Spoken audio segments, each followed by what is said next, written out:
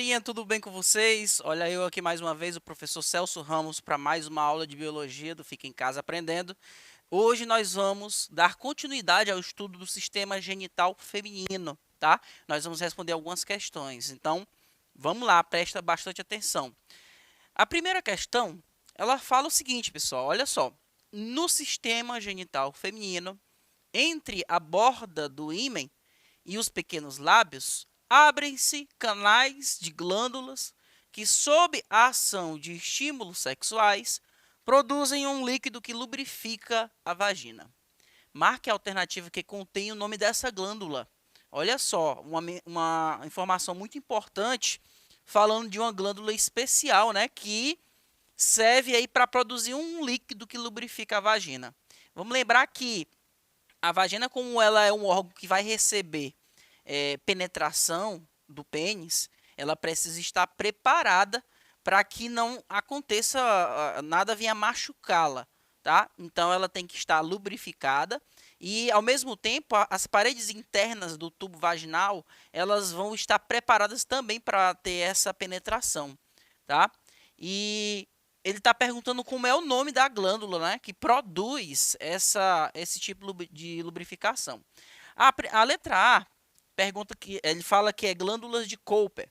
A letra B, glândulas bulboretrais. Letra C, glândulas sebáceas. A letra D, glândula pituitária. E a letra E, glândulas de Bartoli. E a alternativa correta, pessoal, vai ser a letra E, glândulas de Bartoli. Ok? Então, só para vocês entenderem, a glândula pituitária, por exemplo, que é a glândula hipófise, é aquela que produz os hormônios que controlam todas as outras glândulas, né? Glândula sebácea é uma glândula que fica na nossa pele, produz essa oleosidade que nós temos. A bulboretral, ela não pertence ao sistema genital feminino, tá? Ela é do sistema genital masculino e ela produz lubrificação, mas é no homem, tá? E lá no canal urinário do homem, lógico, vai ter geralmente resto de urina. Então, para eliminar esse resto de urina, essa glândulazinha aqui, a glândula bulbouretral, ela vai limpar esse canal da uretra masculina, né, para que o homem possa ejacular durante o ato sexual, tá? Vamos agora para a próxima questão. Essa segunda questão aqui, pessoal, ela apresenta um desenho e, como vocês podem ver, esse desenho aqui, ele é do aparelho reprodutor feminino, tá? Então, ele coloca aí algumas enumerações para a gente ver que partes são essas, né? Vamos ler aqui o enunciado. Ela diz o seguinte: o sistema genital feminino é composto por diversos órgãos que permitem a fecundação e a gestação de um bebê. Observe a figura a seguir e marque a alternativa que apresenta, respectivamente, os números que indicam os locais onde ocorre a fecundação e o desenvolvimento do feto. Então, ele quer, pessoal, ó, respectivamente, ou seja, na mesma ordem. Qual ordem? Primeiro, o local onde acontece a fecundação e segundo, o local onde ocorre o desenvolvimento do feto. Pessoal, primeiro a gente tem que lembrar onde que esses óvulos são produzidos, né? Os óvulos são os gametas, no caso, o gameta feminino. E o gameta feminino, ele é produzido pela gônada feminina. E a gônada feminina, ela é chamada de ovário. E nós podemos notar aqui que o ovário está sendo representado pelo número 1, tá? Ovário são esses dois órgãos aqui. Então, lá no ovário acontece a liberação do ovócito ou óvulo, né? Porque, na verdade, o óvulo ainda não é liberado. O que é liberado durante o processo de ovulação é a liberação do ovócito, tá? Ele só se torna óvulo efetivamente quando ocorre a fecundação, que aí vai finalizar o processo de formação do óvulo, ok? E este óvulo ele é liberado aqui nesse canal, tá? Que são prolongamentos deste órgão aqui. Esse órgão do meio, pessoal, é o útero. E esses dois prolongamentos aqui, a gente chama de tuba uterina. A tuba uterina também pode ser chamado de trompas de Falópio. Tuba uterina ou trompas de Falópio, ok?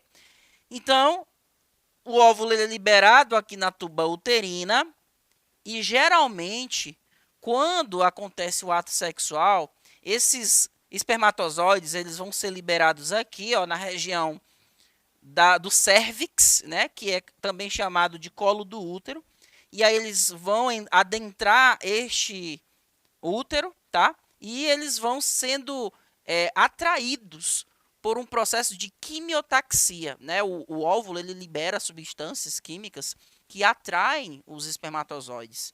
É como se ele sentisse um cheiro, tá? Então eles são atraídos por quimiotaxia em direção ao óvulo. Se o óvulo está aqui, se ele é liberado, por exemplo, por este ovário, então esses espermatozoides vão na direção do óvulo e geralmente a fecundação acontece na tuba uterina, ou seja, no número 2. Então, ó, fecundação acontece no número 2, tá? Pode ser nesta tuba uterina ou nessa. Só antes da gente terminar de responder a questão, tem um adendo que eu quero fazer aqui com vocês, é que geralmente, aliás, raramente, né, pode acontecer casos em que o óvulo fecundado aqui na tuba uterina, ele não saia daqui. E aí ele termina se desenvolvendo nesse local. E aí pode gerar uma gravidez de alto risco, chamada gravidez tubária, tá? Então, o certo é que o óvulo fecundado aqui na região da tuba uterina, ele saia, ou seja, ele migre até a região aqui do útero, tá? E aí ele vai se fixar na parede interna do útero. Essa parede interna, ela é chamada de endométrio, tá? Uma região altamente vascularizada que vai fornecer todas as condições para que o bebê, né, se desenvolva. Então, como vocês já puderam ver, a fecundação ela vai acontecer na tuba uterina e o desenvolvimento do feto vai acontecer aqui no 3, que é no ovário, né, na parede interna do útero. Então, a alternativa correta vai ser a letra B. Beleza, pessoal? Vamos para a próxima questão. A próxima questão, ela diz o seguinte. Vamos lá. As mulheres apresentam duas estruturas ovoides com aproximadamente 3 centímetros de comprimento, que são denominadas ovário. Essas estruturas, além de serem responsáveis por dar origem aos óvulos, produzem os hormônios. Então, como nós já podemos ver, os óvulos, que são as gônadas, elas produzem os gametas, tá? Produzem os gametas, no caso, o gameta feminino, que são os óvulos. Mas ela não serve apenas como uma gônada, ou seja, um órgão que produz gameta. Ela também funciona como uma glândula endócrina, certo? O que é glândula endócrina? Glândula endócrina, ela possui células que vão liberar uma secreção e essa secreção ela é jogada na corrente sanguínea, certo? Então, toda glândula que libera uma secreção que é jogada na corrente sanguínea, ela é dita endócrina, ou seja, o termo endo significa para dentro, tá? Existem outras glândulas, né, no sistema endócrino que a gente chama de glândula exócrina. A glândula exócrina libera uma substância, ou a secreção, para fora do corpo ou para cavidades que ficam no corpo, tá? Mas esse não é o nosso assunto. Então, os ovários são glândulas endócrinas. Agora ele está perguntando quais são os hormônios, né, que esta glândula produz. Vamos lá. Insulina e glucagon. Pessoal, insulina e glucagon são hormônios produzidos pelo pâncreas, tá? A insulina ele serve para diminuir a taxa de glicose no sangue. Quando a sua taxa de glicose está muito alta, o pâncreas ele vai liberar a insulina e aí ele vai converter essa glicose em glicogênio que vai ser armazenado no fígado ou nos músculos. Então, insulina já não entra porque é do pâncreas, tá? E nem o glucagon também. O glucagon ele faz o inverso da insulina, beleza? A letra B também não é porque ele incluiu aqui o glucagon. E nós vimos que na letra A, glucagon é um hormônio produzido ali pelo pâncreas, ok? Testosterona é um hormônio masculino, é o hormônio responsável pelas características sexuais masculinas. Então, não vai ser a letra B também. Então, letra C, estrógeno e progesterona. A alternativa correta vai ser a letra C. Bem, o que o estrógeno faz e a progesterona faz, né, pessoal? A progesterona ela vai comandar o ciclo menstrual, ok? E os estrógenos, eles serão responsáveis pelas características sexuais femininas, tá? Como o crescimento de pelos em determinada região, a mulher ela vai ter o seu corpo, uma distribuição de gordura em determinadas partes do corpo, então trazendo características típicas da mulher, beleza? Próxima questão diz o seguinte, vamos lá. O sistema reprodutor feminino é formado, além dos órgãos internos ao abdômen, por 2 lábios maiores, 2 lábios menores, clítoris e vestíbulo vaginal. Estes órgãos, situados externamente ao corpo da mulher, recebem o nome de... Vamos lá. Então, ele apresentou aqui todos os órgãos que ficam na parte externa, né? Geralmente, as pessoas, por não terem um conhecimento exato, né, do termo técnico, o termo científico, termina denominando todas essas estruturas como partes componentes da vagina. E, na verdade, a vagina ela é apenas aquela abertura por onde acontece a liberação de menstruação, até mesmo a penetração do ato sexual.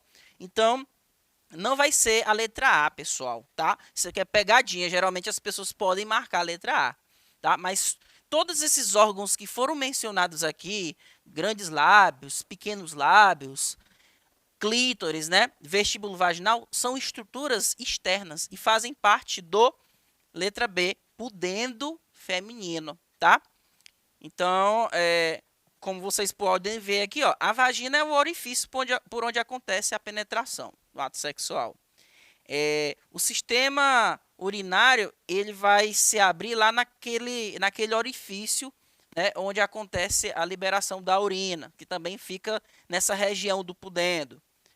O ímen é uma peliculazinha que vai ficar logo na abertura da vagina, né? Ele geralmente, em mulheres que nunca tiveram relação sexual, ele vai estar presente. Já nas mulheres que já tiveram relação sexual, esse ímen ele é rompido, ok?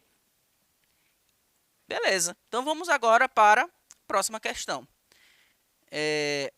Da Universidade Estadual do Ceará, ela fala o seguinte: é sabido que os óvulos são células imóveis, em contraposição aos espermatozoides, os quais têm a capacidade de movimentar-se. E realmente, pessoal, o espermatozoide ele vai ter aquela cauda, né, chamada de flagelo, e essa cauda ela vai dar motilidade, ou seja, movimentação ao espermatozoide, que sempre ele vai nadar, na verdade ele nada, né, porque ele está dentro de um líquido, ele nada em direção aos óvulos, né, porque eles são atraídos por quimiotaxia. Então, na verdade, os óvulos ficam, entre aspas, né, eles ficam chamando os espermatozoides. E aí eles vão em direção até a esses óvulos, tá? Agora, uma vez que esses óvulos eles são fecundados, eles precisam ser transportados. E esse transporte ele não vai acontecer mais por meio do espermatozoide, não. Porque o espermatozoide, no momento em que ele fecunda, ele vai perder as estruturas da cauda, né, daquele flagelo. Então, ele só vai apenas fundir o núcleo dele com o núcleo do óvulo, tá? Então, o óvulo ele não tem motilidade própria, tá? Entretanto, após a ovulação, os óvulos não ficam parados, como nós já sabemos. Para serem movimentados, o epitélio das tubas uterinas possui células ricas em Q. Então, aqui nós temos uma união de dois conhecimentos, né, do sistema reprodutor feminino e a respeito da histologia, ou seja, do estudo dos tecidos que estão ali presentes no sistema reprodutor feminino. Qual é o tipo de tecido, né, que vai estar presente na parede ali interna do sistema reprodutor feminino? O que ele vai conter? Ele vai conter cílios? Ele vai conter flagelos? Microvilosidade ou desmossomos? Pessoal, a alternativa correta aqui nesse caso serão o quê? Cílios, tá? Vamos dar uma olhada aqui no nosso na parede, né, do tecido epitelial de revestimento das tubas uterinas, tá? Eu vou só voltar um pouquinho para mostrar para vocês o que é a tuba uterina. Essa questão aqui, ó. Aqui é a tuba uterina. Quando eu corto essa tuba uterina, quero ver a parede interna dela, a gente vai perceber, deixa eu voltar aqui, ó, que ela é formada, o tecido epitelial dela, né, é formada por, na parte mais superficial, ela vai ter vários cílios, tá? Tanto é que a gente denomina esse tecido epitelial da seguinte maneira: tecido epitelial de revestimento simples, tá? Cilíndrico ciliado. Por que é simples? Se você olhar para essa parede, né, nessa parede formada por várias células, você vai encontrar, ó, apenas uma única camada de célula, tá? Uma única camada de célula. Então é simples, porque só tem uma camada. E outra coisa, é ciliado. Veja que tem cílios nessa superfície. Então esses cílios vão servir ali para promover a movimentação, tá, desse óvulo que foi fecundado. Vamos olhar aqui. O óvulo, quando ele é fecundado, ele se transforma na célula ovo ou zigoto, né? E veja que essa paredezinha aqui, pessoal, repleta de cílios, é que vai ser responsável aí por promover essa motilidade ou movimentação do óvulo fecundado até o útero, beleza? Então, vamos agora para a próxima questão, para a gente ver se a gente ainda lembra de muitas coisas relacionadas ao sistema genital feminino. E ela diz o seguinte: órgãos que fazem parte do aparelho reprodutor feminino interno. Até agora eu falei mais sobre a parte externa, agora a gente vai falar da parte interna. Clitóris, será que ele vai fazer parte do aparelho reprodutor feminino interno? Não, né, pessoal? A gente encontra o clitóris fazendo parte do pudendo, né? Da parte mais externa. Então, vai ser falso. Não é da parte interna. Uretra. Com certeza, né? A uretra ela vai fazer a ligação do ósseo, né? Que onde ocorre a liberação da urina, ela conecta esse orifício com a bexiga. Então, a bexiga ela vai ser conectada por meio da uretra, tá? E é um órgão interno. O útero, como vocês já sabem, ninguém nunca viu o útero externo, né? O útero vai ser também interno. É o órgão responsável aí pelo desenvolvimento do embrião, né? E vamos lembrar que no útero nós vamos encontrar uma parede interna chamada de endométrio. E no momento da menstruação, esse endométrio ele é descamado, ou seja, o útero ele libera esse endométrio, tá? E todos os meses ele é regenerado também. Essa próxima aqui, ouvíduto, tá? Os ouvídutos também são órgãos internos do aparelho reprodutor feminino, tá? E, por último, epidídimo. Será que epidídimo faz parte, pessoal, do sistema reprodutor feminino? Lógico que não. Nós vamos ter uma aula a respeito do sistema reprodutor masculino, tá? E epidídimo não é um órgão que vai fazer parte aqui do sistema reprodutor feminino. Só para que vocês saibam, epidídimo é uma estrutura com o formato de uma bolsa que fica logo um pouco acima, na superfície do testículo, tá? Onde ocorre o acúmulo, na verdade. Ocorre o acúmulo de espermatozoides. Tá? O armazenamento de espermatozoides acontece nesse órgão aqui. Então, respondido aí essa última questão, né, sobre o sistema genital feminino, eu aproveito aqui a oportunidade para te convidar a curtir as nossas redes sociais. Nós estamos no YouTube também, Sempre que você perder uma aula na televisão, você pode encontrar essa aula lá guardadinha na sequência para que vocês possam relembrar e fazer revisão também sobre esses assuntos e muitos outros. Eu espero que vocês tenham entendido e eu aguardo vocês na próxima aula. Até mais. Tchau, tchau.